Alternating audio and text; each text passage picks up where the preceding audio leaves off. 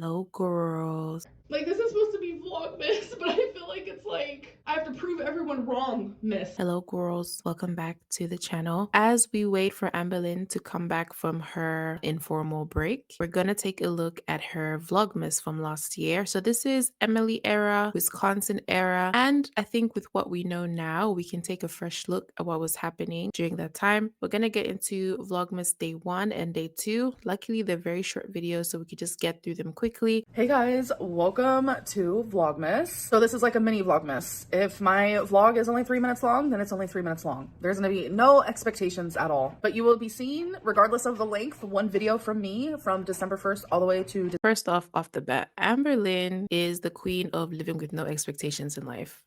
If she can find a way to do something so easily, so simply, in the most laziest way, this woman is going to do it. Like, if she could shortcut everything in life, she's on it. Amberlynn is there. She's like 3 minutes. There's no expectations. It's like, you have to live your life with some kind of responsibility. No? No? Okay. All right. So I was actually supposed to have an interview yesterday with NBC. As you guys know, I actually told you guys about it, where I declined the offer to do the interview. They actually saw my video where I spoke about it. So they reached back out to me and they wanted to do the interview. And I was like, yes, of course I'll do it. So it's an NBC article about girl world, Nikocado avocado, fat phobia, fat shaming, and YouTube monetizing that. Let's not forget having EDs, having Ed Sheerans, and how YouTube allows people like Amberlynn to monetize their Ed Sheerans, their EDs. Let's not talk about that. It's not just fat phobia. It's just not bullying. It's just not all those things that YouTube is monetizing or is allowing to be monetized. It's also your part that you have to play. The mukbangs, weaponizing mental health, weaponizing EDs, catering to adult fun time, yum yum communities. Let's also talk about that. Just saying. So I'm extremely nervous. This is the first interview that I ever said, yes, I will do. I'm so nervous. My stomach hurts. But I'm gonna do great. I know I am. Just think positive thoughts for me, please. But yes, the interview was supposed to be yesterday, but they contacted me and said we had to reschedule, so it's gonna be happening today. So the nervous jitters. You guys, my interview is in 15 minutes and I am just like so nervous. A part of me wants to be like, okay, never mind, let's not do the interview. But you know what? I need to be like a grown woman and just do it. Do it, do it, do it. Like, it's genuinely time that my voice is heard. Huh, baby girl. Yeah. Amberlynn. No, seriously. You have a platform with 257,000 subscribers. And it's even like interesting how you haven't lost any subscribers apart from Shrimpgate. But since then, she's barely lost subscribers. She's gained subscribers. So you have a platform where you can use your voice. Like, nobody has ever silenced you. I think it's just that you misuse your platform. That's what it is. You don't use the platform correctly. You're always crashing out, or when people pull you up to address certain things, you don't address what needs to be addressed. You always deflect, ignore. So you have a voice, but you're just misusing your influence. That's the problem. Guys, the interview is over. It was 40 minutes long and honestly went so good. The journalist was super kind and it just made it like... Okay, this is probably a part I forgot. I thought that the interview was canceled because I know Zachary and Michael was also contacted to be interviewed by NBC. So they were also contacted, but I thought Amberlynn's was canceled. No. I think it was the article in general that just didn't come out because we haven't seen anything of its sorts around. Okay. really easy to talk to her. She said there might be update questions and she might just send them in a text message. And she also said that the article won't be published probably until like the end of December. I don't know. I feel like there was so much I could have said, but I didn't want to just like ramble on and on. But as I sit here, I'm like, damn, there's so much to be said. Either way, great interview. I'm glad that that was my first interview that I ever... You know what? I think the interview was just kind of like she probably got way in over her head with Gorls because there's so much. There's so much lore to cover. There's so many things that you can talk about, so many topics within Gore World. So I think she probably bailed and was like, you know what? It's too much. It's too messy. She was touching the poo. She got close to the poo and she was like, maybe not. I'm not going to do that. I understand. Beginning of this video, I was wearing earrings. Where did they go? I have no idea. So I ordered 2 tiny ornaments. They're not for me, but Tommy was putting up the Christmas and an ornament fell to the floor and broke. Amberlynn girl. Let's go back. Girly pop. What's going on here? Like, why are you showing up on the internet like this, Amberlynn girl? Make sure your hair is like, it doesn't take much to just You know, slick your bun up, get a little bit of gel, get a bit of hairspray, brush it up into a nice, neat ponytail. Like, why are you always showing up a mess on camera? Huh? Ornament fell to the floor and broke, as you can see here. So I was like, you know what? Let's order a new one because that ornament is special to her. She got it in a German store when she went on. What? So we got the little pickle. So it's a tradition that you hide the pickle in the Christmas tree and then you have to find it. While Tommy's at work, I'm gonna hide it in the tree and then she's gonna have to find it. It's just so funny. She's like, oh, it's a tradition. It's like, Amberlynn, you're not part of it yet. Okay, calm down. Amberlynn loves a tradition. She'll be like, oh, it's a family tradition.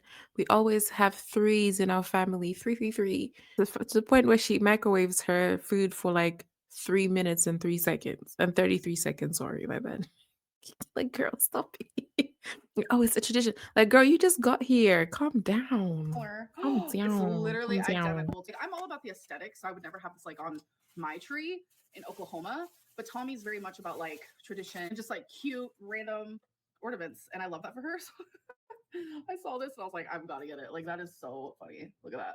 Let's go hide the pickle. All right, so we're just going to put the mac and cheese right there. And I think that we should hide the pickle down at the bottom. Way. I like this. I like this tinsel, this little blue tinsel. It's like very old school Christmas decorations and the lights as well, which I do like.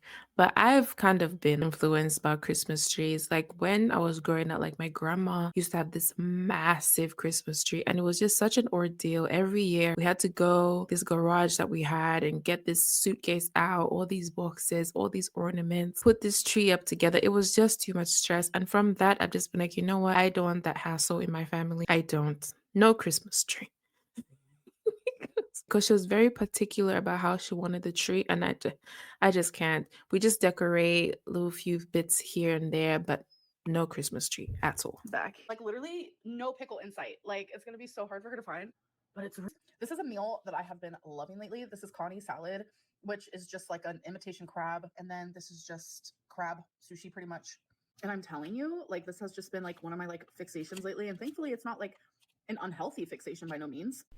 And also, how often do you think she was ordering takeout while Emily was at work? Because I know she used to stay up really late and then wake up super late, like at 1 p.m. in the afternoon. So, like, what number of takeout was this? Like my last fixation was Tootsie Rolls. That's not the greatest, but this one's so good. All right, so there are some questions about the Billie Eilish concert that I want to answer. First one is, were you in accessible seating, like handicap seating? No, this was an executive. Hold on. I mean, yes, executive suite, because there's no way that Amberlynn would have been all the way down here standing for the whole concert. I think she would have benefited from having like accessible seating and all that stuff, because even that chair, I mean, she barely fit. Let's just be honest. She barely fit. And then I remember when she sat on the chair, it like squeaked. Like, I'll put a clip here. I want you guys to see how small the chairs are. Look. We were worried because the arms doesn't go up, right? But y'all, I do fit, okay? To the haters. Stick it to you. As it squeaks. But I do fit. She could have benefited from that. Should have probably been more comfortable, you know? We actually left to go home that night. How long did I wait in line to get into the concert? It was a little bit over an hour. Thank you guys for spending Vlogmas Day 1 together, and I'll see you guys in my next one. Bye. Okay. Hello, you guys. Welcome to Vlogmas Day 2. Everyone's having a really good day. I'm just trying my hardest to be in good spirits because Rarity is still missing. It is genuinely just like living a nightmare every single day without her. I do just want to say thank you guys so much for the ongoing support. I definitely see it. We just have to stay as positive as possible, as diligent as we can be, and just keep searching. Okay, it's so interesting how she's like, let's just be positive, let's keep on searching. But she wasn't even helping look for Rarity, according to Emily. Like, she would just stay in the truck, be playing her little games, or she would be on the couch, not doing anything. She'd be laying in the bed crying about it. So it's very interesting now that we have that extra information. Like, she was just playing it up for the camera here, basically. Tonight. So this will be the first time that I've made spaghetti for Tommy, so I'm excited for her. Is this like a little wax melt? I've been looking for one of these, but I just can't seem to find the one that I want, like an electric one. But that looks cute. That looks cute, Emily. Let's try it. So I needed some minced garlic. Hold on. Did she say she's gonna make some spaghetti? So this, if you remember from the whole debacle, right? So this whole spaghetti thing was Amberlynn apologizing to Tommy after they had a fight. I think she even wrote her like a note poem to like say that, oh, they could start again, start over. So I suppose this was after Rarity went missing, and then they had a huge fight Then Tommy was like, get out, go back to Oklahoma. Amberlynn was like, I'm not going, because every time Tommy was like, go. Amberlynn was like, do you really want me to go? Should I go? So this was the spaghetti that Amberlynn made as an apology. Black pepper, garlic salt, my all-time favorite spaghetti sauce, which is the roasted garlic in Classico. The brand is Classico. Also got some Parmesan cheese. In this, instead of like the standard green container, I figured some like freshly shredded would be better. Obviously, we needed some spaghetti to go with the spaghetti. I got some Texas toast, 5 cheese. Is that just cheese on toast? That's just cheese on toast, isn't it? Why is it called Texas toast? My Americans, please let me know. We just have like cheese on toast or cheese on toast with beans, but that's not Texas toast. So why is it called Texas toast? Is it because of the cheese? Please let me know, honestly. I've been in. Whenever someone cooks spaghetti, they always have Texas toast. Like, it's just a given. And I do like to put... This might be petty, but like, don't people usually have spaghetti like a bolognese or a carbonara or something with like garlic bread? Onion, like cook it, and the meat, which I got ground beef, 90% lean, 10% fat. And then for a side, I got like a pre-made Caesar salad chopped kit that you just mix all together. All right, you guys, dinner time it is. I'm just cooking these. How do you guys cook your mince, like your ground beef? We say minced meat, right? So do you go onion first? How I cook it is like beef first, so you need to get the oil out of the beef, right? Cook the beef, and then you start adding your tomatoes, your garlic paste, all that stuff that you do. But this is not good for the pan. Look at how dry that is. It's so dry. A little bit, and then I'm gonna add the meat. I have the water boiling. All right, so I season the meat. Okay, so she added it in after. Okay, that makes sense, I suppose. Pretty much almost done boiling. So what I like to do when I make spaghetti, I like to break the noodles in half and make it like that. I also added some salt to the water, by the way. My mom taught me when I was younger that if you add salt to boiling water, that it makes the water boil faster. I mean, I don't know. Is that true? I think for me, the only reason I put salt in like the pasta water is because I use that salt for the sauce. Like you take that salty pasta water, add it into like your bolognese minced meat ground beef sauce situation. So of adding water, you add the water from the pasta. So the oven is now done heating up. So I think I'm gonna do 4 of these. So we both have the option of having 2 if we want. Girl, I know you had more than that. Stop playing. Right, I so have the more meat than is that when I'm finished. eating pasta. I have like a lot of garlic bread. I love garlic bread. Like Now I'm literally. gonna add. Okay, so the pasta is finished. Some people don't do it like this, and some people do. I'm going to add. Girl. Why not get like a strainer, like a sieve? Drain the pasta water in the strainer, in the sieve, and then you add it. This is just dangerous. I think it's just dangerous. But anyway, my preferred The method, just pasta saying. with a leaf. All right, so spaghetti's done. I mean, it looks good. Salad's Looks done. all right. So what do you think of my spaghetti? It's delicious. What do you want me to cook you next? What do you always talk about, your chili, or is it soup? Is it hecticana? It's really good. Is it? What's in it? Beans, meat, chili-esque stuff. I know you like all the foods mixed together in one thing, and I don't like that. What do you mean? That's what chili is, baby. Oh, like hectic stuff like corn. Oh wait, you've seen that? Wait, how do you know about my ate the corn? KFC bowl. Because she was watching your videos. In fact, she was watching reaction channels. That's what Emily was doing at the time. Because a lot of times in the arguments, they'll bring up Mr. Snowflake or Jordy. So Emily was watching all the channels. She was watching all the compilations. That's how she knows about that. Everything mixed in. Wait, that sounds good right now. What? We thought we saw a fire, but we literally called 911 because we thought we saw a fire. Here, I'll show you guys like a little clip. It was behind this like plastic type deal. Like it's literally flickering. There was a space heater left on by accident and it's starting to smoke and malfunction. Yeah. I mean, that is dangerous. Look at all that, like the plastic tarp. That would have been horrible. And we just did not know. They explained what it was once they saw it, and but they appreciated it. They saw it once they saw it. No, over here. We were the ones that called. He's like, oh. Bye. That's hectic, babe. Like, wow. Okay, guys. Do you think I'm just being so silly.